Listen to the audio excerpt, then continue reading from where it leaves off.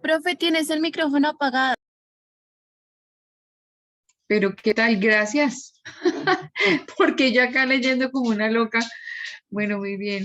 Entonces, voy, gracias. Bueno, yo feliz leyendo un tema que nos preocupa. Bien, entonces, dice, ¿cómo diferenciar el signo y el símbolo? Vemos que en la cotidianidad es bastante común confundir los símbolos con los signos. Incluso hay personas que piensan que son sinónimos y no discriminan a la hora de utilizarlos. Para aclarar esto, en este artículo te mostramos cómo diferenciar el signo y el símbolo. Tanto el símbolo como el signo son formas de comunicación entre las personas. Ambos quieren transmitir ideas, pero no es lo mismo si, por ejemplo, ves un signo de interrogación o un signo pesos en un texto, así ves ilustrada una paloma blanca. Los primeros transmiten ideas muy concretas, que realmente será lo mismo cuando lo vea cualquier persona en el mundo. Y en el segundo ejemplo, puede que para ti sea el símbolo de la paz, pero para otros no. Cuando hablamos de signos, nos referimos a la representación gráfica o figuras, las cuales son de lenguaje universal y por lo tanto pueden ser entendidas por cualquier persona del mundo, como los signos de entonación o incluso los zodiacales. Por su parte, los símbolos son aquellas imágenes que tienen un significado, pero también realmente no están representados. En este caso, caben como ejemplo las imágenes que han sacado para representar el cáncer, una cruz, una comunidad LGTB, etcétera. Se podría decir que son metafóricas y se pueden usar por convención o por analogía. Hasta ahí voy a parar un poquito porque como obviamente cada quien tiene que saber las palabras para poder, el significado de las palabras para poder darle una mirada crítica al documento. Entonces, por ejemplo, hay una palabra que significa la metáfora. ¿Qué es la metáfora? ¿Qué es hablar en lenguaje metafórico?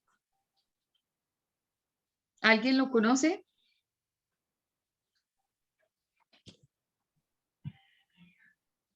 Espérate, profe, porque sí, lógicamente la metáfora es una de las, digamos que de las expresiones, sí, Ya, es una expresión. necesito que me están pasando diapositivas y tengo que escribir. Y aquí no aparece. Es una figura. Entonces, la metáfora es una figura retórica de pensamiento por medio de la cual una realidad o concepto se expresa por medio de una realidad o concepto diferente con lo que es representado, pero guarda relación con la semejanza. ¿Dónde han escuchado esta misma definición? Con símbolo. Con el símbolo, exactamente. Entonces, cuando vemos la metáfora es una figura, digamos, podría llegar a ser una figura literaria. A ver qué más nos dice por acá. 10 ejemplos para una metáfora. Ahora estamos en la flor de la vida. El lenguaje metafórico es el que supuestamente nos relata situaciones o nos deja ver situaciones que nosotros podemos comparar con la realidad. Al decir que estamos en la flor de la vida, supuestamente es que estamos comparando con una planta que en algún momento tuvo algún botón, empezó a crecer, le llegó el momento de brotar un botón y de ese botón brotó una flor. Y luego la flor tiene un tiempo específico, se envejece, se cae, pero la planta no muere con ese botón. Se prepara para generar en su, digamos, en su biología de planta, un nuevo botón para que nazca una nueva florecita. Yo tengo una plantica acá que se llama pescadito. Yo no sé si ustedes la conocen. Es una planta como tipo enredadera. Me voy a ir hasta allá a ver si ustedes la pueden ver. Y ella específicamente está muy frondosa y es rara porque normalmente siempre está así como medio caída y esta nos salió bellísima. Primero es como con ramitas cortas y ella de cuando en vez brota botoncitos y sale como una florecita que parece un Nemo, un pescadito chiquitico de color naranja. El pescadito dura por ahí una semana y vuelve y se apaga y luego se seca y obviamente se desprende de la planta. En este momento está en un momento de no producción de pescaditos, pero voy a intentar correrme hasta allá para que ustedes la puedan ver. Me refiero a esta matica. ¿Sí? Entonces, por lo general, ella empieza a botar por acá unos botoncitos y esos botoncitos, pero ahorita estamos sin bebés. Ahorita estamos sin bebés. Aquí, por ejemplo, hubo uno de este lado de acá, pero es que no se alcanza a ver. Aquí, ¿dónde está mi dedo? Ahí hubo un bebé y todavía hay un vestigio de una bombita. La acabo de desprender y se secó y se absorbió. Así le pasa a la mayoría de las plantas. Y entonces, cuando uno empieza a analizar en ese lenguaje metafórico, estamos en la flor de la vida. ¿Qué significa en la flor de la vida? En lo mejor de la vida, donde todo florece, donde todo es color, no ha empezado a secarse la situación. Entonces, eso es un lenguaje metafórico. Por eso dice que es una figura retórica de pensamiento que tiene una relación, pero no es exactamente igual a la realidad que transmite, ¿no? Aquí dice, las perlas de tu boca brillan con luz propia. ¿A qué hace referencia las perlas de tu boca? A los dientes. Julián, haz así. A esas perlas es a las que nos estamos refiriendo. Esos bellos dientes blancos, parejos, lindos, y cuídalos, porque cuando ya llega una época en la vida, entonces vienen todos los problemas, que los conductos, que las cosas, se caen los dientes. Yo, gracias a mi Dios, todavía tengo los dientes míos, ¿no? Esos son míos, porque es que hay unos que a veces le toca a uno ponerse que no son de unos, terminan siendo de uno, pero no son de uno. Entonces, ese es el lenguaje metafórico. Otra cosa que dicen, quiero eliminar el agua de tus ojos para referirse a las lágrimas o a la tristeza. Estoy loco por ella, estoy enamorado de ella. Entonces uno pues no se enloquece, claro, uno sí ¿cómo será que hay un dicho que dice que con respecto al enamoramiento, que el amor es ciego pero los vecinos no? Entonces uno no ve qué es lo que pasa con la relación de las personas, pero los vecinos sí ven específicamente realmente quiénes son. Muy bien, entonces ya hablamos de una figura metafórica, es una figura literaria, es una figura que permite conocer una realidad, más la expresión no corresponde específicamente a la realidad. Cuando nos referimos a los signos, nos referimos a la representación gráfica o a la figura, la que es de lenguaje universal y por lo tanto puede ser entendida por cualquier persona del mundo, como los signos de entonación, los zodiacales. Los símbolos son aquellas imágenes que tienen un significado, pero realmente no están representados. En este caso cabe como ejemplo las imágenes que han sacado para representar unas realidades como el cáncer, una cruz, una comunidad. Se podría decir que son metafóricos y se pueden usar por convención o analogía. Cuando nos referimos a la analogía, ¿qué estamos diciendo? ¿Qué es la analogía?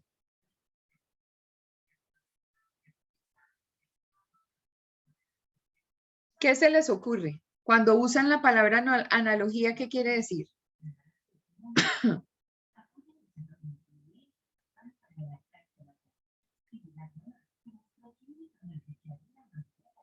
Por ejemplo, cuando nosotros vemos organización de eventos y protocolo, hay unas metodologías que nosotros con las que organizamos a las personas.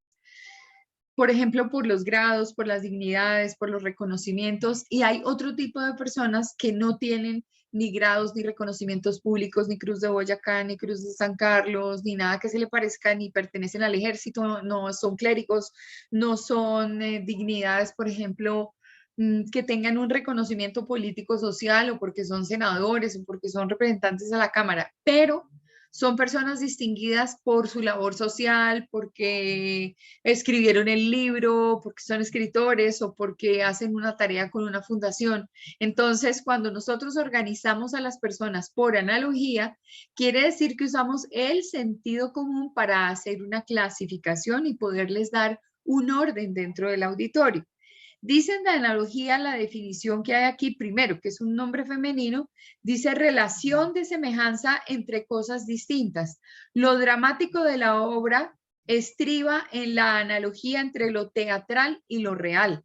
Es un procedimiento lingüístico mediante el cual se crean palabras o expresiones nuevas o se transforman otras que ya existen con el fin de acomodarlas a un determinado modelo, en especial morfológico. Ejemplo, el niño dijo, he rompido, por analogía con el modelo regular del participio de la segunda conjugación. Entonces, si yo digo he comido, es correcto, pero él infiere que la forma de romper, en ese caso, sería rompido. Y resulta que ahí la lengua nos hace un ejercicio extraño y no la cobra y resulta que he roto. Entonces, esas son las excepciones de las que he hablado en algunos momentos en nuestra clase, donde nuestra lengua castellana es un poco, digamos, difícil de manejar, sobre todo con el tema de las excepciones. Se podría decir que son metafóricos de quienes venimos hablando, de los símbolos, y se pueden usar por convención o analogía. Tanto los signos como los símbolos se encuentran permanentemente en todas partes, cuando caminas por la calle, cuando vas a una tienda y hasta los puedes encontrar en accesorios y en ropa. Veamos a continuación más detalladamente su diferencia. El signo es el que tiene la capacidad de transmitir un contenido que es totalmente representativo, o sea que cualquier persona en el mundo sabrá el significado de esa imagen. Los signos también pueden ser palabras o aromas universales. Existen varios tipos de signos, los que son verbales, una carcajada o una sonrisa, no verbales, un prohibido, táctiles, un sistema braille, auditivos, escuchar la unión de instrumentos que nos da un género específico de música, los visuales, la luz en los semáforos. Se captan de manera sensorial donde sobresalen el oído y la vista y pueden intervenir diferentes procesos, tanto comunicativos como cognitivos. Cuando escribimos, también los utilizamos a través de los signos de puntuación, de puntos, de comas, de punto y coma, de signos de admiración, de signos de interrogación. También tenemos signos matemáticos para restar, para sumar, multiplicar y dividir. Según lo que veamos, sabremos qué operación hay que realizar. Los signos se utilizan para transmitir informaciones universales. Los rayos y el humo pueden estar en la categoría y hasta ser comprendidos por los animales. La perrita que yo tengo, ella cuando va a llover, ella paga escondederos a peso porque le tiene terror a los truenos. Y obviamente ella se esconde, entonces busca que uno la proteja o se mete en el baño en un rincón donde ella no escuche o se mete debajo del protector del sofá y trata como de aislarse del mundo porque ella también sabe que ese trueno espantoso implica algo que a ella le genera miedo. Claro, ella no sabe que afuera está lloviendo. Es muy raro encontrar una zona donde está tronando y hay relámpagos, pero no hay agua. Es rarísimo, pero también se da. El símbolo siempre es una representación gráfica que da a entender una palabra. Pueden involucrar ideales, sentimientos y valores. A diferencia del signo, el símbolo no es universal. Así, una imagen puede significar una cosa diferente según el país y la cultura en la que te encuentres. Por lo tanto, el símbolo no establece 100% una relación real con el objeto o situación que pretende reflejar, pues está asociado a la mente, a las personas que lo utilizan, como quien dice, haría un papel casi de significante. Así, podremos decir que los símbolos son más figurativos y que se encargan de transmitir ideas abstractas, que pueden llegar a ser intelectuales o morales y que su significado será variante según quienes los reciban y quienes los vean. Un ejemplo de esto es dos pajaritos simbolizan amor, pero también las medialunas y las estrellas de David son símbolos. Los símbolos son una forma que tienen las poblaciones de exteriorizar los sentimientos, los pensamientos y las ideas, mientras los signos transmiten una información exacta para todos. Los signos tienen un significado concreto y los símbolos un significado amplio. El signo está muy bien definido, es utilitario y limitado, se encarga de transmitir información que es conocida por todo el mundo, es marcado y controlado, mientras que el símbolo realmente no tiene un uso práctico y no es utilitario, expresa sentidos ilimitados y nuevos. En el signo juega un papel importante el conocimiento, mientras que en el signo el reconocimiento. La lingüística nos enseña que los signos deben tener significado y significante, mientras que el símbolo es algo que representa la realidad de las personas que lo viven y lo reconocen. En conclusión, el símbolo es la representación mental de una realidad y puede tener diferentes significados según quien lo vea. Y el signo es más mundial, es colectivo, todos conocen de qué se trata. En una buena comunicación existen las barreras, o sea, obstáculos que pueden hacer más difícil que las cosas se entiendan. Entre estas nos encontramos con las semánticas. Ejemplo de esto es cuando un emisor menciona una palabra, pero el receptor la puede interpretar de una manera diferente. Por ejemplo, la palabra banco puede referirse a una institución financiera, a un banco de sangre, a un mueble que sirve para sentarse. Asimismo, hay palabras que pueden variar de significado según el país, así se hable el mismo idioma. Esa era la lectura que quería que hicieran y que está en la plataforma junto con otras que vale la pena que ustedes reconozcan, vean y entiendan, porque de esta manera aclaramos nosotros nuestro pensamiento. Voy a tratar de compartir acá pantalla, entonces, para continuar en nuestra información teórica de la disciplina que tenemos a disposición. Ayer habíamos hablado, apenas enunciando el tema de la lingüística. Me avisan cuando ya tengamos la diapositiva que se ve. Ah, profe. Muy bien. Gracias. Entonces, la lingüística. La lingüística es una ciencia que estudia el lenguaje humano y las lenguas, es decir, todas las formas de expresión. Por ejemplo, un estudio lingüístico podría ser el impacto que tiene el acento mexicano en niños de 3 a 5 años que son televidentes de series mexicanas. Yo no sé si a ustedes les ha pasado que a veces los niños parecen todos mexicanos. Vale, parecía mexicana por la cantidad de... Ella veía Plaza Sésamo en versión mexicana, ella veía una cantidad de programas, veía las series y ella tenía su acentico ahí pues como mexicano, uno no tenía ni idea pues como de dónde, pero ella era súper mexicana. Eso le pasa a los niños. El profe Jaime Ramírez, a quien tuve la oportunidad de presentarles el primer día, que estaba por ahí como saliendo de la sede, él incluso hizo un estudio de la influencia de, en el lenguaje de series de televisión que son como muy de barrio, como esta influencia barrial, donde uno ve que el hablado es como medio ñerito, como muy de la calle. Entonces, eso es las series que han presentado en Caracol y en RCN, Francisco el Matemático, ¿cómo se llama? ¿Cómo se llaman otras series? Y él hizo un estudio precisamente de la influencia de la televisión en la forma de estructurar el lenguaje. Eso es un estudio lingüístico. La lingüística general hace un estudio teórico sobre el lenguaje, es decir, sobre la herramienta que tenemos todos nosotros para poder comunicarnos. Ferdinand de Saussure parece el primero de los teóricos, padre de esta disciplina, padre de la lingüística. Él viene de una escuela que se llama la Escuela de Palo Alto, que es la escuela estructuralista, que es la base de todas las teorías que nosotros vamos a ver en esta materia, Introducción a la Comunicación. Cuando Ferdinand de Saussure hace sus estudios de lingüística, logra definir el lenguaje, qué es el lenguaje. Para ello utiliza un método analítico inductivo, quiere decir que hace profundización sobre las hipótesis de investigación y va de lo general a lo particular. Por otro lado, el método es completamente riguroso, casi científico, que le permite establecer muchas definiciones del papel de la lingüística y lo que es la lingüística para la construcción de los procesos de comunicación. Él dice, a manera concluyente, que lo primero que hay que hacer es observar los hechos antes de formular una hipótesis y que concluye diciendo que la gramática de una lengua ha de ser exhaustiva en su aplicación en la creatividad lingüística del hablante. Y entonces ahí tenemos una persona que aparece en medio de este postulado y la persona que aparece es justamente el hablante. El hablante es un personaje activo porque hace uso de la lengua.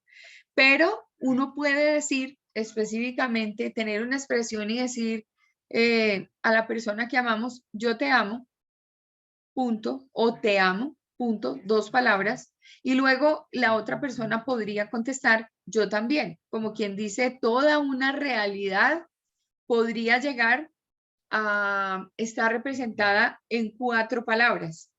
Ahora, cuando se dice que la gramática corresponde también a esa creatividad lingüística del hablante, es que con esa misma estructura de lengua nosotros podemos hacer grandes definiciones y los temas se hacen, digamos, mucho más extensos desde el punto de vista de la redacción, desde el planteamiento de la intención, a partir de la creatividad lingüística del hablante. Voy a leerles la primera, en la primera carta de Corintios, en el versículo 13 de la Biblia, hay un capítulo que se llama La preeminencia del amor.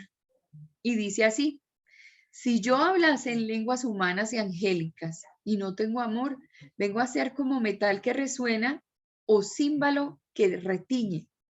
Y si tuviese profecía y entendiese todos los misterios, toda ciencia, y si tuviese toda la fe, de tal manera que trasladase los montes, y no tengo amor, nada soy. Y si repartiese todos mis bienes para dar de comer a los pobres, y entregase mi cuerpo para ser quemado, y no tengo amor, de nada me sirve. El amor es sufrido, es benigno, el amor no tiene envidia, el amor no es jactancioso, no se envanece, no hace nada indebido. No busca lo suyo, no se irrita, no guarda rencor, no se goza de la injusticia, mas se goza de la verdad. Todo lo sufre, todo lo cree, todo lo espera, todo lo soporta. El amor nunca deja de ser, pero las profecías se acabarán y cesarán las lenguas, y la ciencia acabará. Porque en parte conocemos y en parte profetizamos, mas cuando venga lo perfecto, entonces lo que es en parte se acabará. Cuando yo era niño, hablaba como niño, pensaba como niño, jugaba como niño, mas cuando fui hombre, dejé de ser niño. Ahora vemos por espejo oscuramente, mas entonces veremos cara a cara. Entonces conoceré como fui conocido. Y ahora permanecen la fe, la esperanza, el amor, estos 3, pero el mayor de ellos es el amor. Esto he leído siempre que las parejas se van a casar. Son muy poquitos los matrimonios donde no leen la preeminencia del amor. Un texto, entre otras cosas, largo, un texto profundo, donde se refiere al amor como algo que no se embelece, algo que no es envidioso, una condición de afecto que es totalmente honesta, transparente, diáfana, de entrega, que de por sí hace que yo también espere lo mismo del otro lado. Entonces, si fuese este texto leído, revisado, analizado en virtud de la lingüística, podría decirse que entonces esa construcción de toda esa, de todo ese texto tiene una actividad, una creatividad propia de quien habla, ¿no? Entonces, así como por un lado encuentro muy parca la manifestación de te amo, yo también. En este caso, aquí estamos hablando de la preeminencia del amor en una dimensión muy grande y con una línea poética muy fuerte. Veamos entonces otros conceptos. Hablemos de semiosis y hablemos de semiótica. ¿Qué es la semiosis? Es una ciencia que estudia los signos y sus sistemas, los que permiten la comunicación entre los individuos. Mientras que la semiología analiza la presencia de un sistema de signos en la sociedad. ¿Qué podría analizar? Como por ejemplo una comunidad en condición de discapacidad visual, se crea una herramienta para comunicación que es sumamente efectiva, que se llama el lenguaje braille o el lenguaje de las manos para una persona que está en una situación de discapacidad también y que no oye y obviamente como no escucha, pues no habla. Entonces, por eso es que tiene dos problemas en su vida. Incluso no a todos les da, ¿no? Hay personas que no pueden hablar, pero escuchan. Pero es un fenómeno todavía muy raro, porque en la medida en que la persona escuche, trata de emular y trata de hablar. Entonces, pues, obvio, ahí aparecen cosas. La semiología no es un acto de lectura, es una actitud de exploración de lo que existe de fondo. Entonces, vemos acá, por ejemplo, que si decíamos que la comunicación no es un acto, sino es un proceso, porque hablar de comunicación implica involucrar, pues no solamente el tema, sino los dos referentes de hablantes, el uno emisor, el otro receptor, que puede presentarse también la condición de tener, digamos, ruidos que no nos permiten enterarnos, de crear un mensaje, de hacer una retroalimentación, de enriquecer un tema. Entonces a eso se le debe esa exposición de que se trata de un proceso y no de un acto. Y aquí se está diciendo que la semiología no es un acto de lectura de la sociedad, es una actitud de exploración de lo que existe de fondo. Por lo tanto, cuando vemos, por ejemplo, en la semiología, podemos analizar distintos comportamientos sociales, ¿no? Ahora en tiempos, no sé, de etapa preelectoral, nosotros vemos cómo se hacen amigos unos de los otros, cómo ocultan información, cómo la sacan frente a la opinión pública cuando les conviene, cómo se hacen las alianzas, bueno, en fin, una cantidad de cosas que son propias de la lectura de la presencia de ese signo dentro de la sociedad. Y por otro lado, pues la semiología analiza la presencia de ese sistema de signos en la sociedad. ¿Alguna pregunta hasta allí? Pero, profe, Ah, ¿qué espero? Bueno, bien, ahí está.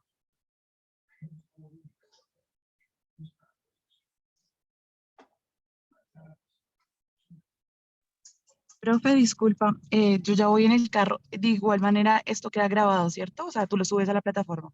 Sí, señora, es que tengo colgadas las grabaciones, pero porque como son de allá de la plataforma de Zoom, de la nube, Sí, señor. tengo que dejarlas porque creo que hace 2 días no dejo grabaciones ahí en la plataforma, pero quedan hoy todas. O sea, hoy queda al día la plataforma y las podemos ver. Y esta clase la estoy grabando acá, la convierto a un YouTube, a un documento de YouTube y cuelgo igual la URL ahí en la plataforma, en cada una de las sesiones. Listo, perfecto. Gracias, profe. Ok. ¿Alguna pregunta que tenga que ver con esto?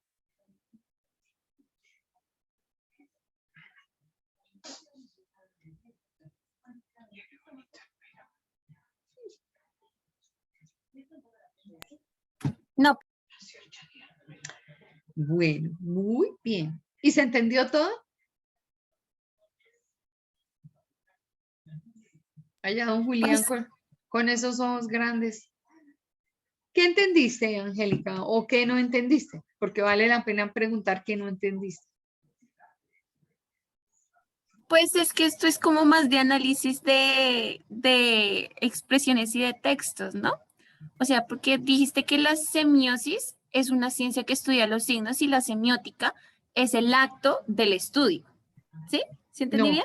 la presencia del signo en la sociedad. Entonces, esa frase, por ejemplo, lo que estudiaría la semiología sería, vámonos nuevamente a las marchas. Las marchas tienen marchantes, la primera línea tiene escudos, la gente sale con banderas, sale con letreros, hace cánticos, recorre lugares, pelea con el gobierno de turno y todo eso en general Es como una gran fiesta que tiene una cantidad de artistas que van saliendo por ahí, ¿sí? Entonces tienen una manifestación, pero a eso uno le puede hacer un análisis profundo. ¿Cuál es el análisis profundo? Que hay una gran inconformidad, que hay una polarización entre la sociedad, que de pronto el joven reclama atención, que de pronto los jóvenes reclaman un país un poco más justo, que reclaman muchas cosas. Entonces ahí hay un sentir, hay una voz del pueblo, que no es lo mismo que la gente se quedara callada, ¿sí? Por ejemplo, ahora nos ha dado la maña de que esto es marchas por todo y protestas por todo. Y es un proceso que viene viviendo en Latinoamérica que es como un despertar y va de la mano de los jóvenes. Ya toda hora quieren andar gritando en la calle, marchando en la calle. Ojalá con eso la realidad cambiara. Claro, eso hace presión y aprendimos que hacer bloqueos hace que los gobiernos presten atención. Entonces, para eso tienen que salir los moteros todos al mismo tiempo, en Operación Tortuga, o bloqueando el Transmilenio, bloqueando las intersecciones. Y entonces, hasta cuando sale el líder de los moteros, y entonces ese ya tiene un nivel conversacional con la alcaldesa. Pero si no fuera así, entonces, mandando carticas a la alcaldía, ¿se le arregla la situación a los moteros? No va a pasar. Toca ejercer presión social y eso es una dinámica que se ha venido, digamos, popularizando, se ha venido haciendo cada vez más evidente. Hace muchos años uno no salía a la calle a nada. Yo me acuerdo que en algún momento todo el mundo por una convocatoria de Facebook salió a marchar a las calles. Esto tuvo que haber sido año 2006, más o menos, 2005, una cosa así, que fueron esas marchas multitudinarias y ahí se conoció el poder del Facebook en una convocatoria. Y todo el mundo salió con una camiseta blanca por las calles, feliz, alegre, a decir no más FARC, no más FARC, porque estábamos aburridos de lo que pasaba. Y hace poco, cuando fue el atentado contra la Escuela General Santander, que entra un carro bomba a las instalaciones y ahí se encuentra con unos estudiantes de la policía que se estaban graduando y se explota un carro y ahí fallecen como 23 muchachos pertenecientes a la escuela. No salimos después a darle abrazos, picos, besos a la policía y a decirles que felicitaciones y que eran unas víctimas del conflicto y que pasaban muchas cosas. En menos de nada estábamos diciendo policía, Hewlett Packard, Paraco, Hewlett Packard, ¿sí? Y Polocho no sé qué. Son unas narrativas que salen que obviamente pues todo esto está estudiado. ¿Ustedes creen que todo este movimiento del 23N, 22N no está estudiado? Claro que está estudiado.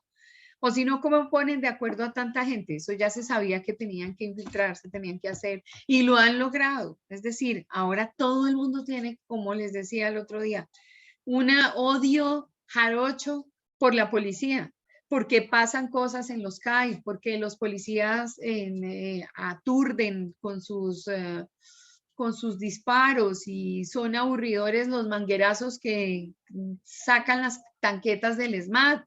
Pero es que como se han infiltrado los malos, entonces tal vez si eso hubiera sido una fiesta, la policía nos hubiera acompañado a marchar. Pero desafortunadamente no ha sido así. Desafortunadamente esto tiene una infiltración y tiene que terminar mal porque la idea es que termine mal. La idea es que termine mal la visión de Estado, la idea es que termine mal la visión de las instituciones. Para acabar con ellas y hacer qué. Entonces yo me pregunto, listo, entonces acabamos con las instituciones, acabamos con el ejército, acabamos con la armada, acabamos con la fuerza aérea, que no se mete con nadie, es que ni aparece.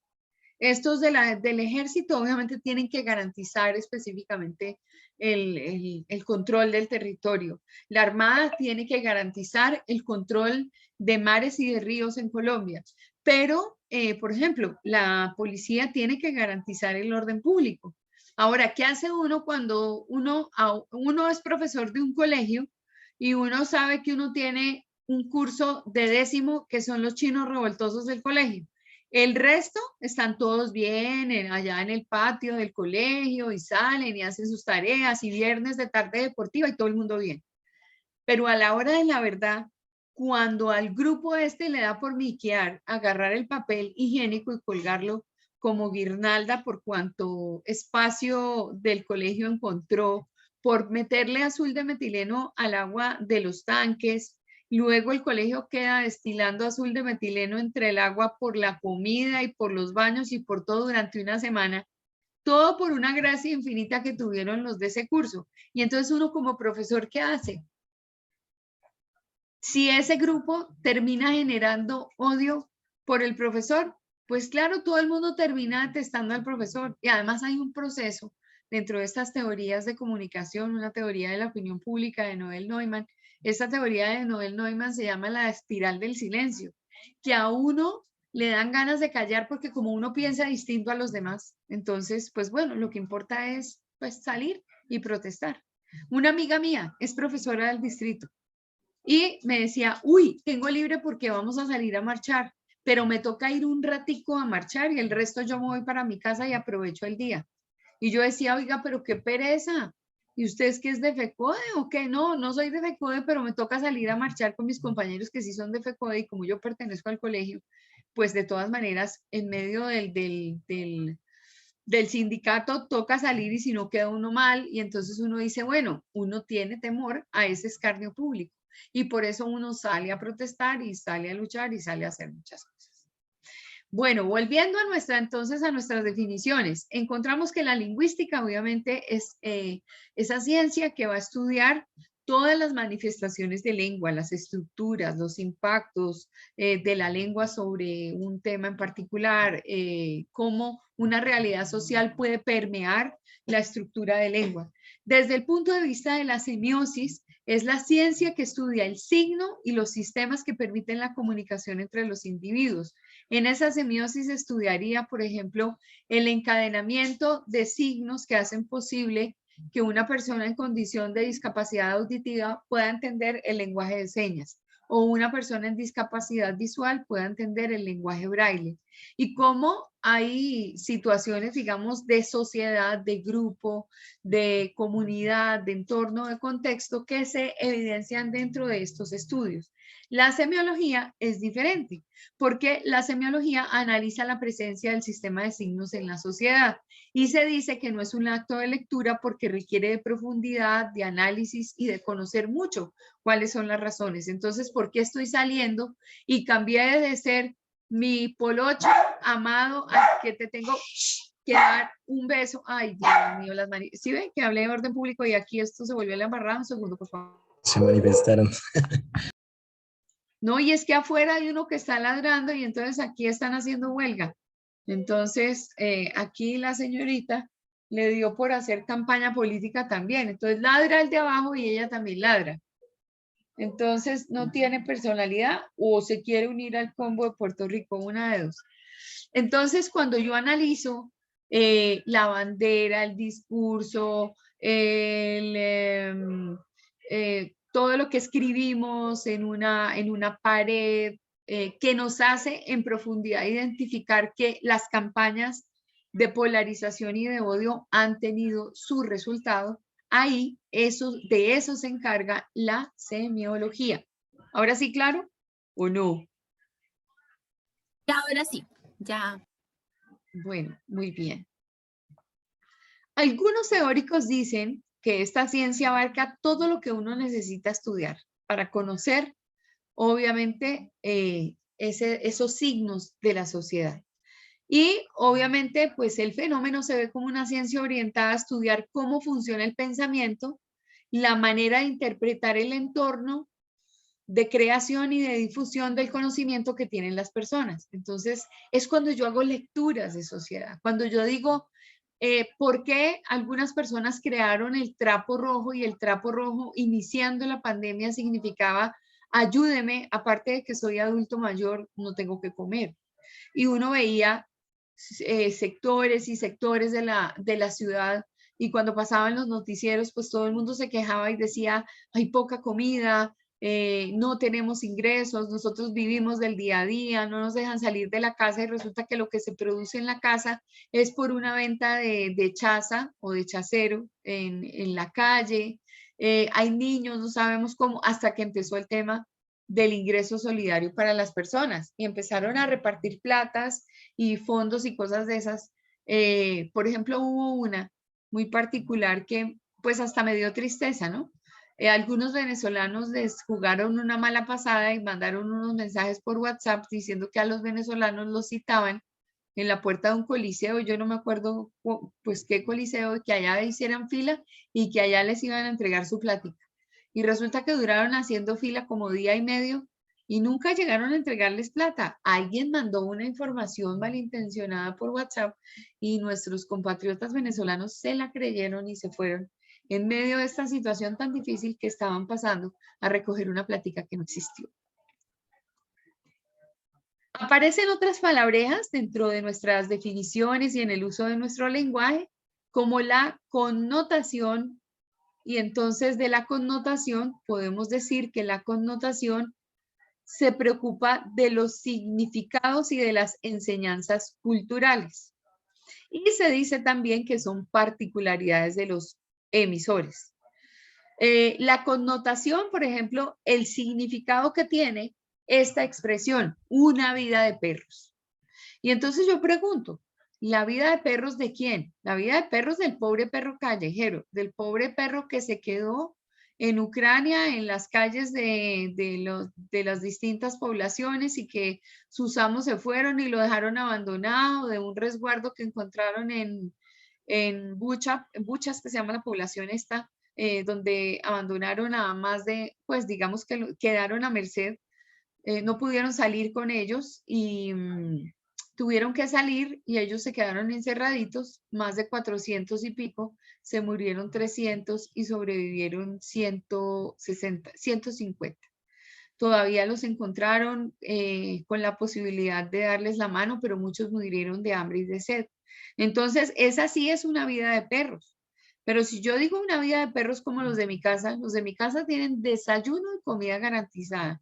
No comen al mediodía, pues porque se engordan, pero siempre tienen agua fresca, tienen sus camitas buenas, camitas donde descansan perfectamente, donde se les consiente, donde se les acompaña, se les entiende. Son los reyes de la casa, como los gatos. Y esta expresión, una vida de perros, ha sido entendida pues por el lado negativo. Entonces uno encuentra en las novelas una señora chismoseando con la otra. No, sí sabes que Margarita se separó del marido y eso ¿por qué? Porque le daba una vida de perros. Y obviamente tiene tanto de largo como de ancho desde el significante, porque el significante es de acuerdo a cómo a mí me vaya. Si es la vida de perros de los de mi casa, no, pues qué maravilla, todo les llega así. Agua, comida, sueño, paseo, nada les falta, gracias a Dios. Como hay otros a los que les toca bien duro, hay otros a los que la vida les da muy duro. A eso se refiere la definición de connotación. Es un significado que trae una enseñanza de carácter cultural. ¿Clara la definición de connotación? Bueno, muy bien. Entonces, ahí se dice que hay existencia suficiente de una serie de argumentos que nos permiten a nosotros encontrar un significado mediante una enseñanza de carácter cultural. Hay una existencia floja que se denomina, digamos, como la mala vida, que pues se puede argumentar y no se puede argumentar, pero que de todas maneras, dependiendo del contexto donde se dé la información, tiene sentido o no. El compañerito de la connotación, así como el compañerito del significado es el significante, de la connotación es la denotación. Siempre que esté hablando de significado y significante, los menciono a ellos entre los dos. No puedo mezclar significado con denotación o cruzar connotación con significante. ¿Sí? Denotación es el significado universal de la palabra para los conocedores de la lengua. Si la denotación es el significado universal de la palabra para los conocedores de la lengua, entonces la denotación es similar al significado, porque al significado yo lo voy a encontrar en el diccionario, la denotación también. La connotación, como vimos, tiene una respuesta o una definición a partir de lo que dice la sociedad, el grupo humano o el contexto donde se encuentre la expresión. Y entonces vendríamos a encontrar este equivalente. Entonces, significado y significante, connotación y denotación.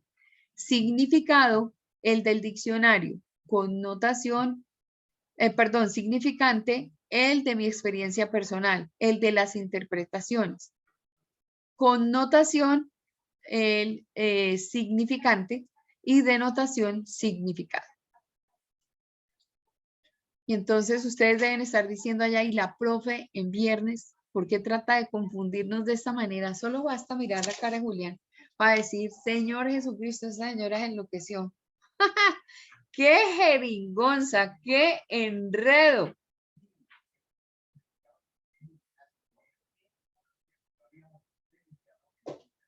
Ay, a Juliana se le fue el internet y los datos no le dan para entrar a Zoom. Bueno, Chinita. Chinita, entonces tocó que veas la grabación, por favor, porque pues si no tienes herramientas, imagínate qué tristeza, no te preocupes.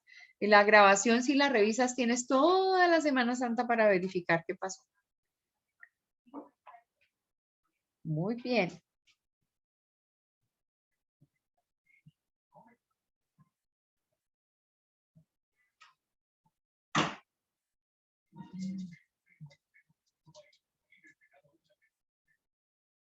Muy bien. Ok. Perfecto. Entonces, significado, el del diccionario, denotación del diccionario, significado personal, significante o connotación. Por eso es que uno oye expresiones como esta. Es un hecho de connotación nacional, o sea, de referencia específica a esa realidad que tenemos nosotros acá. Eso es una realidad que se vive aquí, ¿sí? Por ejemplo,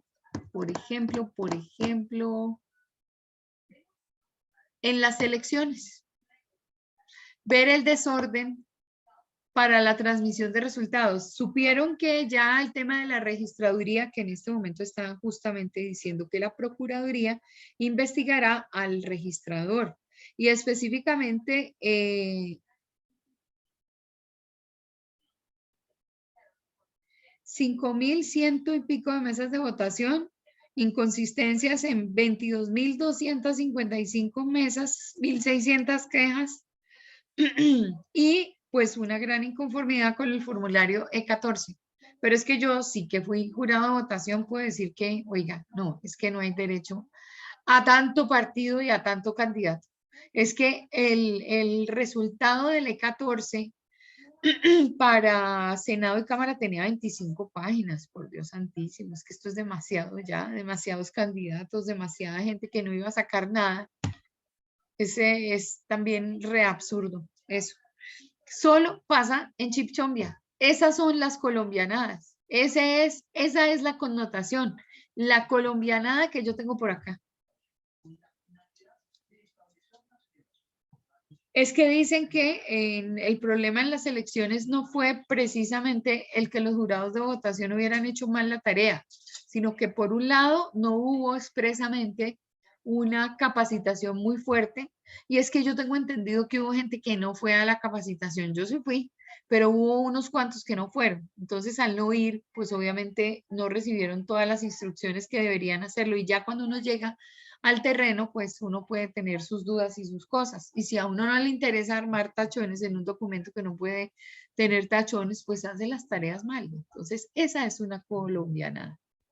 Ese es un hecho de connotación nacional, que solamente nuestro folclore y nuestra alegría nos daría para eso.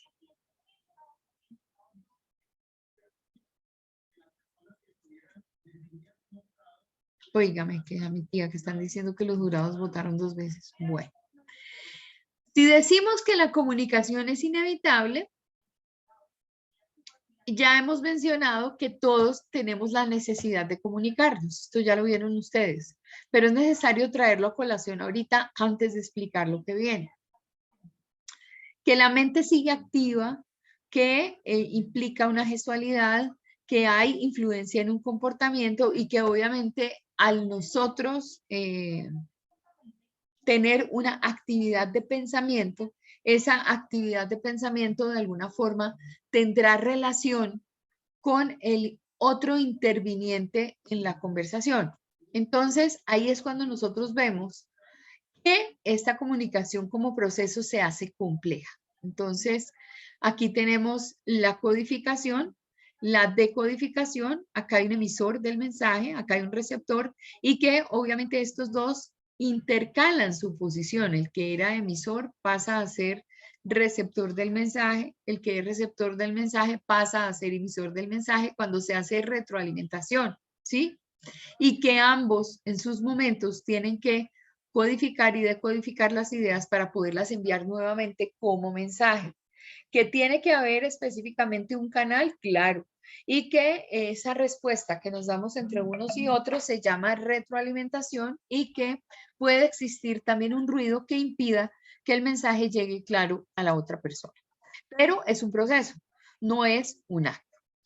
Entonces, la comunicación es un proceso complejo de carácter social e interpersonal que se lleva a cabo en un intercambio de información verbal y no verbal.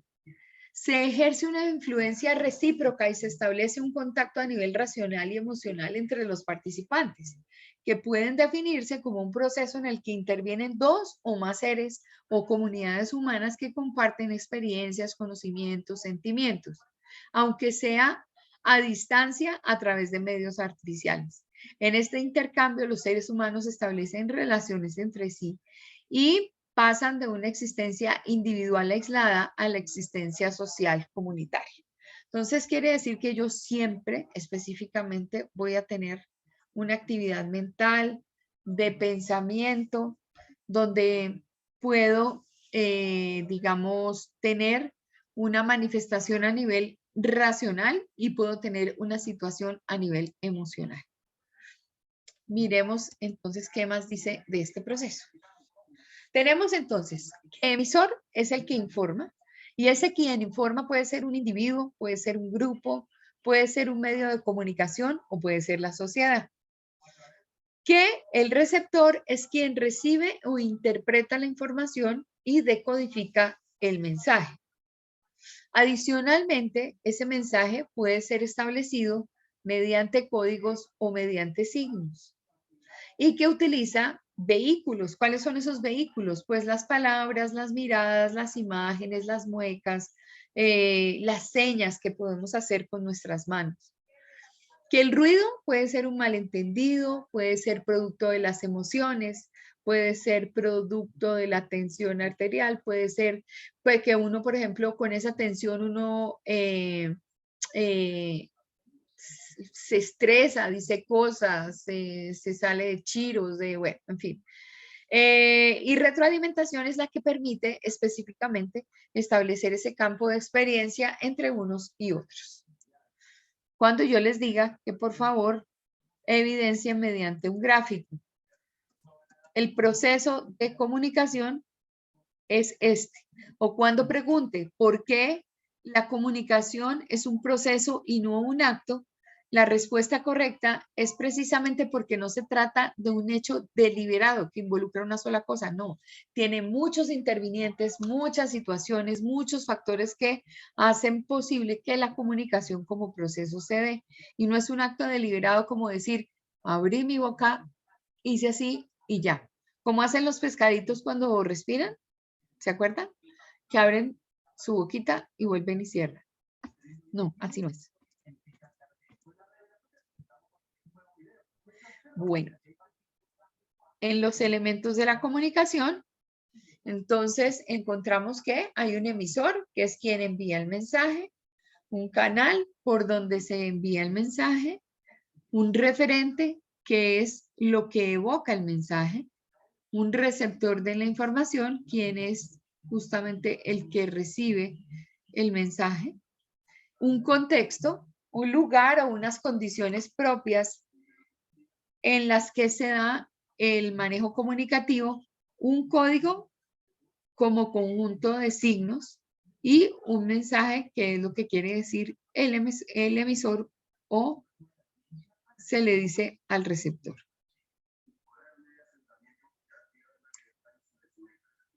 Les dejo ahí para que lo puedan copiar.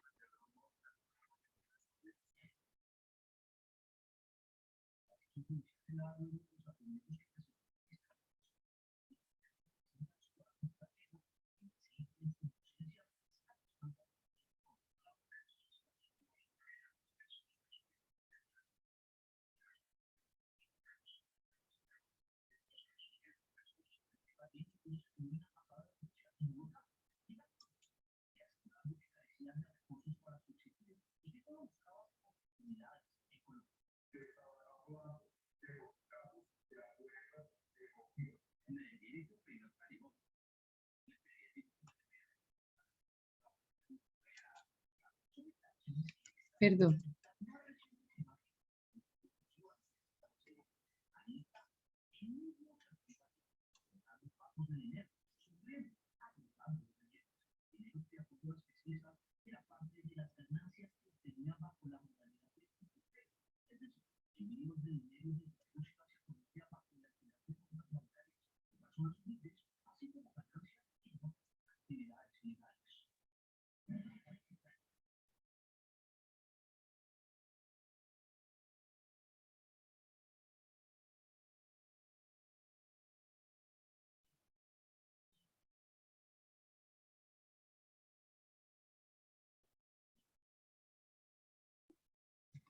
¿Listos?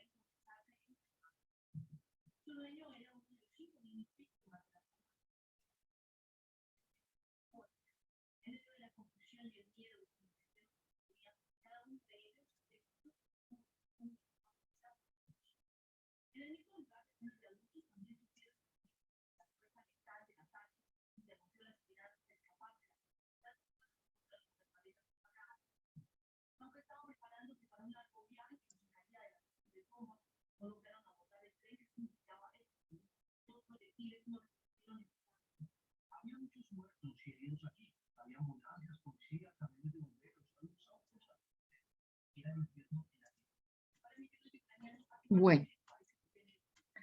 Somos seres en comunicación permanente, solo por medio de la comunicación nos realizamos como persona. Los seres vivos nos comunicamos entre sí y el grado de comunicación se vuelve maduro desde la infancia hasta que morimos, porque todos los días estamos aprendiendo algo. Cada vez tenemos una mayor cantidad de palabras almacenadas en nuestra cabeza, mayor cantidad de conceptos, relaciones, experiencias, vivencias desde lo social. Entonces, obviamente, este proceso de comunicación requiere de aprendizaje y requiere de madurez para ser cada vez más perfecto. Cuando nos comunicamos, pues con todo lo que sentimos, y entonces ahí aparece una situación que se llama el fundamento antropológico de la comunicación. Y ese fundamento antropológico de la comunicación no es otra cosa que crear un espacio común donde aparecemos tú y yo, donde aparece toda la gente del curso, y en ese espacio común todos tenemos cabida. Desde nuestra individualidad, pasando por lo que es nuestro, hasta llegar a la individualidad del otro. Entonces, ¿cuándo se da ese fundamento antropológico? Dice, cuando el yo entra en comunicación con el tú, desde esa relación surge el nosotros, lo que es plural, lo que tienen en común todas las personas que se juntan por un tema en particular. Ustedes, por ejemplo, tienen una realidad común, y es que todos llegaron con la convicción de distintos sectores, por ejemplo, de aquí de Bogotá, llegaron con el ánimo de estudiar comunicación y no llegaron ni a la Javeriana, ni llegaron a la cooperativa, ni llegaron a ninguna, llegaron específicamente a Institución Universitaria de Colombia y se encontraron coincidencialmente con sus compañeros de grupo. Ustedes venían a horario nocturno y pues fíjense que de ahí en adelante ya lo que ocurrió es que están compartiendo vivencias y están en medio de una dimensión de carácter social y comunitaria. Entonces, este es el plano del concepto antropológico de la comunicación, donde existe un yo, porque tengo derecho a ser yo, tengo derecho a pensar como yo, tengo derecho a sentir como yo, a manifestarlo como yo quisiera manifestarlo, y un espacio donde apareces tú, que es igual de inviolable al yo. Por eso es que muchos pintan diciendo que esta realidad, diciendo que efectivamente uno tiene derecho hasta donde empiezan los derechos de los demás, ¿cierto? Y entonces uno tiene derecho en la argumentación o en el planteamiento de las ideas hasta donde los otros se lo permiten, porque donde el otro permite, pues ahí digamos que pueden empezar ya de una vez es a manifestar que es su espacio personal, entonces uno ahí no se mete. Pero este plano común se denomina el nosotros. Y en el nosotros surge lo social, en el nosotros surge lo común. En él nosotros surge lo comunitario, porque todo viene con las mismas, digamos, como palabras. Entonces, tanto el yo como el tú tienen características. Esas características son singularidad. Cada persona es única e irrepetible. Ningún ser es idéntico a otro, por más de que tenga una condición natural como el tema del embarazo gemelar. Por ejemplo, los niños que están en la barriguita de las mamás, estos niños, por el hecho de estar en la misma bolsa o en bolsa distinta, pero en el mismo lugar durante un determinado tiempo, que son los 9 meses de gestación, no los hace totalmente idénticos. Uno puede ser muy parecido al hermano, pero alcanza a lograr una individualidad. ¿Saben quién los quiere mantener igualitos? La mamá que los viste iguales. La mamá que los pone a hacer exactamente lo mismo y los lleva a la misma cosa. A mí, por ejemplo, me causa ternura un video que he visto de un japonesito o de un chinito que tiene 3 bebés y los bebecitos a los 3 les da teterito al mismo tiempo y los acuesta y en serie cambia pañales y en serie los viste y en serie les pone el gorro para irse a bañar y entonces luego quedan todos vestiditas las niñas porque son niñas. Todas vestiditas iguales. Dime, Angie. No, que quería hacer el comentario, profe, de que yo soy gemela, yo soy melliza idéntica. Sí. Entonces, sí pasa, mi mamá, por ejemplo, muñequeó mucho con nosotras dos. Y esta es la, o sea, ya llegó una época en la que ya no, pues no nos vestíamos iguales y cada una empezó a coger su respectiva personalidad y ya fue como en la adolescencia. Ya de grandes nos dio como por volvernos a vestir igual, pero como en fechas especiales, como los cumpleaños y algo así como muy en específico. Pero siempre, obviamente, la mamá y los papás influyen mucho en eso, en que lo vistan a uno igual y se parezcan igual, o sea, hablemos igual, las mismas expresiones. O si una empieza a coger características de la otra, empiezan a decir, ah, ya está cambiando, ya se ven diferentes, ya hablan diferentes, ya se comportan diferente. Claro, y tú tienes todo el derecho a ser singular, a ser tú, y no exactamente a vivir la vida de tu hermana. O sea, otra condición, por ejemplo, muy diferente es cuando los bebés nacen pegados. Ahí sí que hay una condición difícil porque imagínense uno llegar hasta grande, uno con la hermana pegada aquí porque compartimos, por ejemplo, tórax y compartimos una pierna, por ejemplo, donde no hay una intimidad, por ejemplo, donde no, o sea, si la una quiere ir al baño y la otra no, entonces, ¿cómo se hace? ¿Sí? Uno no se alcanza a imaginar los traumas que tienen esas personas, pero pues muy oportuno, querida Angie, que lo manifiestes. Ahora que nos cuentes, por ejemplo, claro, las mamás son las que muñequean y los papás eso lo quieren ver a uno igualito, pero tiene uno tendencias diferentes, no es que el gusto sea idéntico, de pronto hay cosas que compartieron ya en la barriguita de la mamá y en medio de esas bolsas y ese líquido amniótico y compartiendo la una con la otra y abrazaditas la una con la otra, pues seguramente si se separan, sienten la ausencia de la otra y tienen como una especie de percepción de lo que le está ocurriendo a la otra, ¿cierto? Que es así. Sí, o sea, lo que, por ejemplo, la profe que es mamá sabe de ese sexto sentido que tienen las mamás con los hijos, presienten, algo le pasa a mi hijo, y ni siquiera están cerca, es como algo que tienen ahí entre mamá e hijo. Exacto. A mí me pasa lo mismo, pero con mi hermana. O sea, es muy raro porque yo me siento triste o me siento mal, pero yo estoy bien, no tengo nada. Entonces yo empiezo como a analizar, mi hermana está mal. Pero, o sea, no son, son cosas graves, tristes o así nostálgicas con las que nos da, es de parte y parte. La gente creerá que es que uno está loco, que, ay, que raras, que eso es mentira, pero, o sea, personalmente yo que lo he vivido, sí, y yo lo comparo mucho con ese sexto sentido que tienen las mamás, Claro. porque, o sea, eso es algo que tienen ahí entre mamá e hijo, y eso es real. Entonces, como que cuando yo lo digo con mi hermana, dicen, ay, está mintiéndome. Pero Sí. o sea, pasa, y nos pasa a las dos, como que es, porque fue, o sea, literal es toda una vida juntas, Una vida porque juntos. infancia juntas, colegio juntas, nosotras, por ejemplo, estudiamos lo mismo en el SENA, duramos estudiando en el SENA lo mismo, trabajamos una época juntas, ya obviamente empezamos ya a separarnos, ¿no? Abrir Pero mundos. pero es una vida juntos, o sea, no es lo mismo un hermano normal o que tienen diferencias de años, diferentes cursos, diferentes salones, nosotras no, nosotras fue mismo curso, mismo salón, misma ficha en el SENA, todo fue igual, todo exactamente fue igual, que íbamos a la primera comunión, pues las dos íbamos a hacer catequesis, que teníamos actividades, no, pero yo no las puedo llevar a una dibujo y la otra a teatro, no, van a las dos porque mi mamá no puede ir a las dos cosas distintas. Entonces, hasta las actividades recreativas las teníamos que hacer las dos juntas. Claro. Entonces, Increíble eso, sí. Yo conozco unas gemelas que son Lasáñez, que entre otras cosas son artistas, son cantantes. Y resulta que Lasáñez son muy chistosas porque ambas, después de finalizar el colegio, la una agarró para Alemania y la otra agarró como para Suecia y se fueron como a estudiar. Pero estas chinas de pronto de un momento a otro les daba como una cosa, un dolor en el estómago y tenían que juntarse, entonces tenían que ponerse un lugar cerca en Europa donde se pudieran encontrar para compartir o digamos la una presentía que a la otra le estaba viendo mal o que le pasaba algo y entonces nadie creía como esa comunicación, como ese sexto sentido que se desarrolla con esa hermana, con esa cercanía. Es así.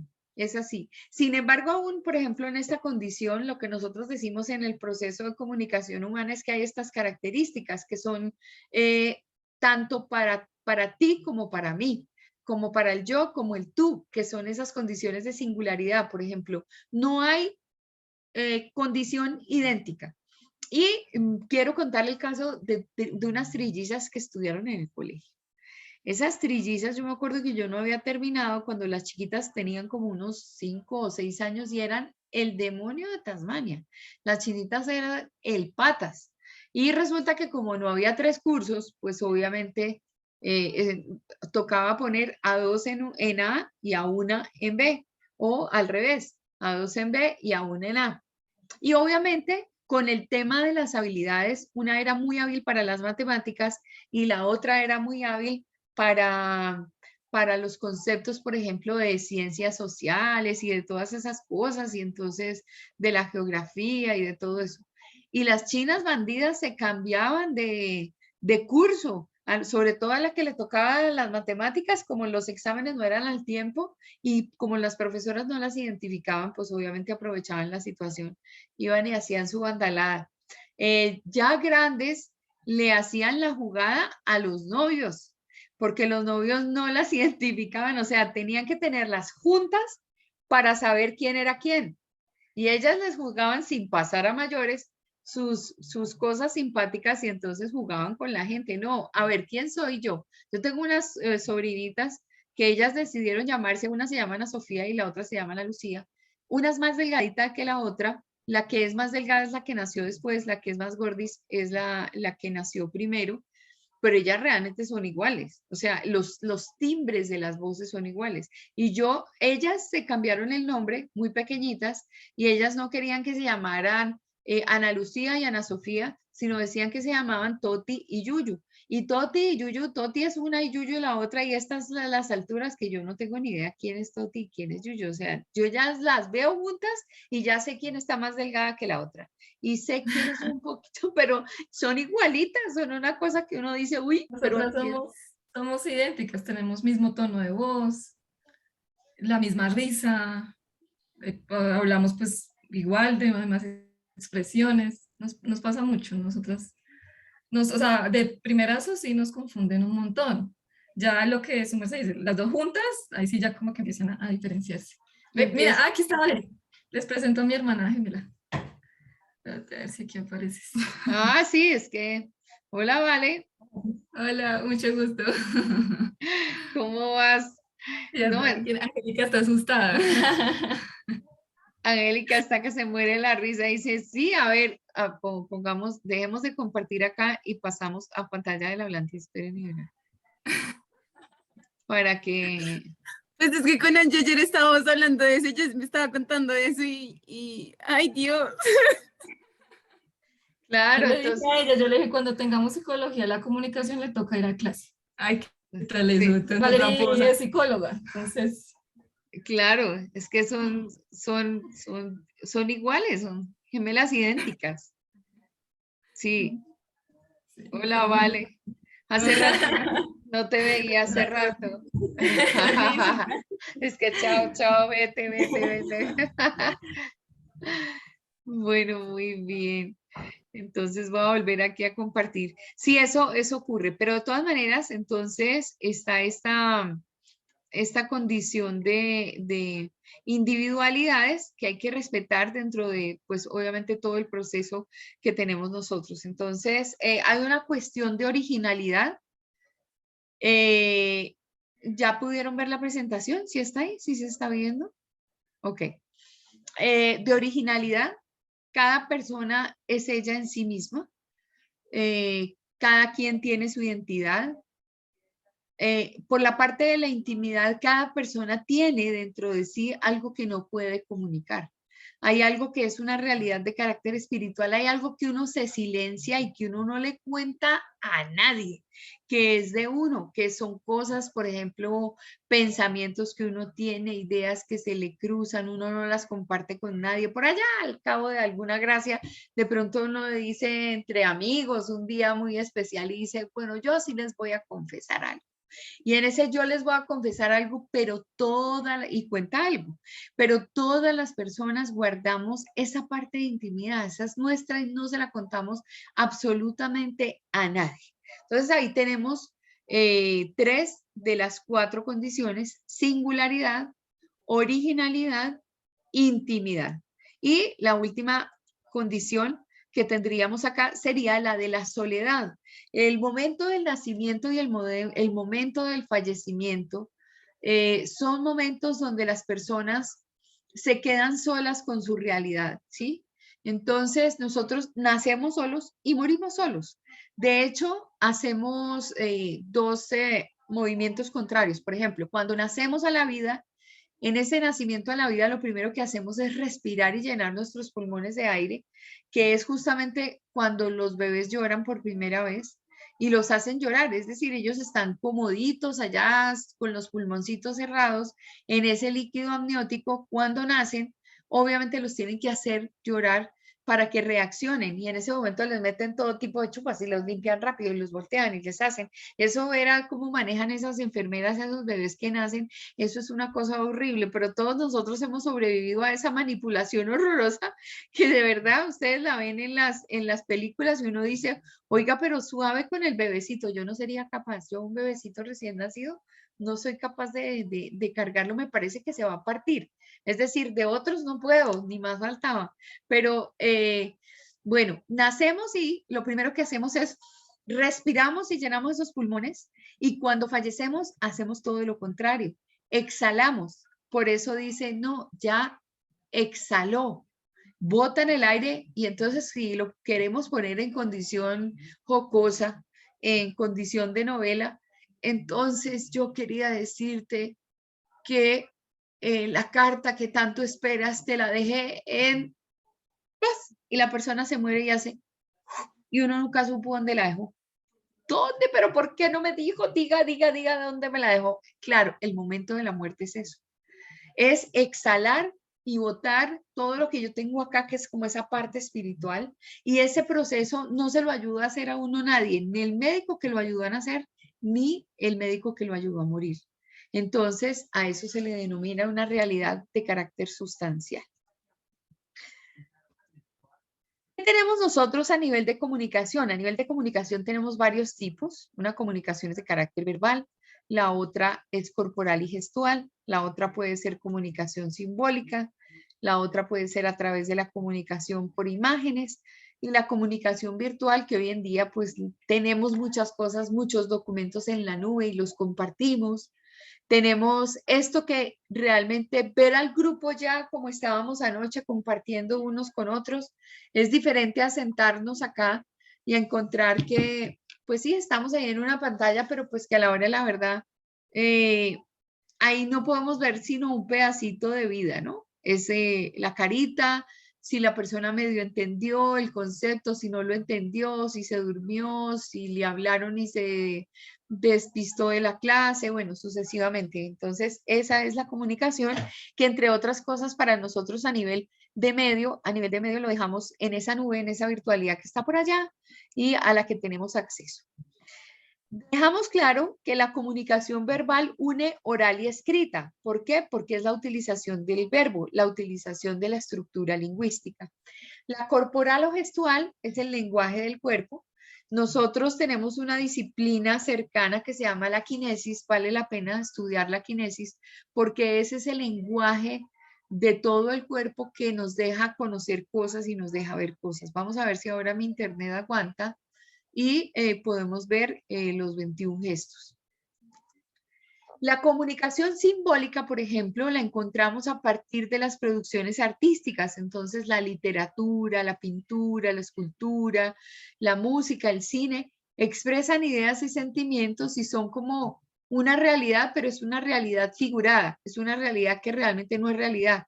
Incluso muchas series que las hacen con base en la vida real, pues a la hora de la verdad, ¿cuál vida real? Porque no es igual. Ahí media un libreto y median otro tipo de cosas que se le añadieron a la historia, pero con argumentos de una obra en particular.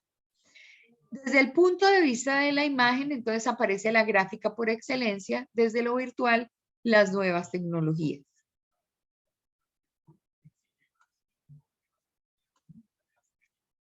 Ahí está nuestra comunicación verbal, no verbal, oral, escrita, gestos, imágenes, sonidos.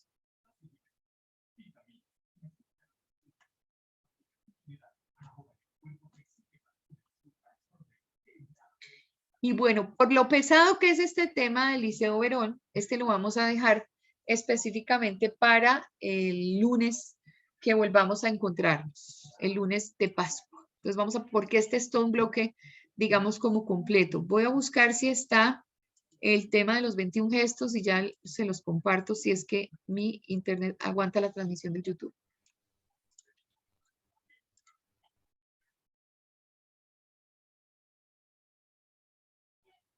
Bastante difícil.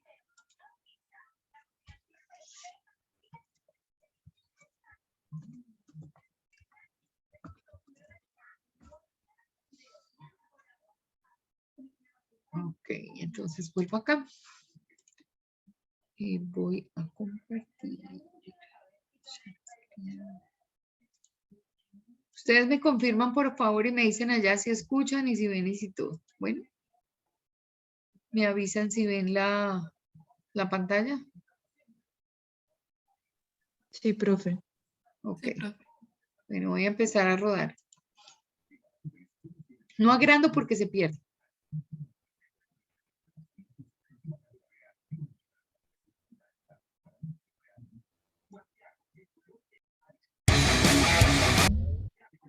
Luego del éxito de la primera parte de este video, hoy nuevamente nos embarcamos en un rápido viaje para descifrar los secretos del lenguaje corporal. Antes que nada, aprovecho para agradecerles por estar siempre pendientes de mis videos y los invito a seguirme en mis redes para estar al tanto de mi trabajo y también sugerirme los temas que quieran, los links. Pero vamos a lo que vinimos, a seguir descifrando esos gestos y posturas que se dan en el plano de las comunicaciones no verbales. Así que sin más te presento 21 gestos y sus significados, parte 2. Tocarse o rascarse el lóbulo de la oreja puede significar que ya estás aburrido de la charla. En el caso de las mujeres también se puede dar cuando juegan con su pendiente. Esto es muy útil, por ejemplo, cuando hablas ante un auditorio. De esta manera sabrás si están aburridos. Y bueno, sería tiempo de cambiar de dinámica. Muchas personas que intentan ocultar algo mediante una mentira Ok, listo. Entonces, pues les decía, después de haber visto los dos videos de los 21 gestos, que no los dejo acá porque a veces YouTube me sanciona el video. Entonces, pues son parte específica de la clase, pero como son producto de otra autoría, sancionan mi video en la clase y pues no me gusta que aparezcan las observaciones. Bueno, entonces les decía que tienen esta semana para descansar, para tomar mucho impulso y nos vemos el lunes de Pascua. Que sean felices, que oren mucho, que pidan mucho por todos, por Ucrania, por la gente que lo necesita. En fin, un beso y un abrazo. Gracias, profe. Gracias, profe. Gracias, profe. Chao. Gracias, profe. Chao, Feliz que les vaya bien. Gracias, feliz fin de Gracias, semana. profe. Feliz clase. Chao.